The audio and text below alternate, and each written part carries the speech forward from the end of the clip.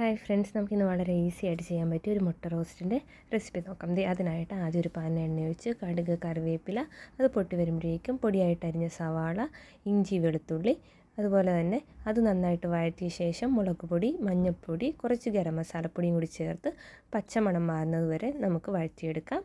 ഇനി ഇതിലേക്ക് ആവശ്യത്തിനുള്ള ഉപ്പ് ചേർത്ത് കൊടുക്കാം. ഇനി നമുക്ക് തക്കാളി ചേർത്ത് കൊടുക്കാം. തക്കാളി നമ്മൾ പൊടിയായിട്ട് വേണം അരിഞ്ഞെടുക്കാനായിട്ട്.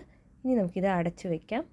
തക്കാളി വെന്ത് വരുന്ന സമയം കൊണ്ട് നമുക്കൊരു പാത്രത്തിൽ കുറച്ച് എണ്ണ ഒഴിച്ച് ഇച്ചിരി മുളക് പൊടിയും മഞ്ഞൾപ്പൊടിയും ഉപ്പും കൂടി ഇട്ട് നമ്മുടെ പുഴുങ്ങി വെച്ചിരുന്ന മുട്ടയൊന്ന് ജസ്റ്റ് ചെറുതായിട്ടൊന്ന് റോസ്റ്റ് ചെയ്തെടുക്കാം. അങ്ങനെ നമ്മുടെ തക്കാളി നന്നായിട്ട് വെന്തുടഞ്ഞ് വന്നിട്ടുണ്ട്. ഇനി നമുക്ക് ഇതിലേക്ക് നമ്മുടെ മുട്ട ചേർത്ത് കൊടുക്കാം. എന്നിട്ട് ആ മുട്ട നന്നായിട്ടൊന്ന് പൊത്തി വെച്ച ശേഷം നമുക്കൊന്ന് അടച്ച് വയ്ക്കാം. ഒരു മിനിറ്റ് മതി, കാരണം ആ മസാലയൊക്കെ ഒന്ന് മുട്ടയുടെ ഉള്ളിലോട്ട് കയറി പിടിക്കാൻ വേണ്ടിയാണ്. അങ്ങനെ നമ്മുടെ ഈസി ആയിട്ടുള്ള മുട്ട റോസ്റ്റ് ഇവിടെ റെഡി ആയിട്ടുണ്ട്.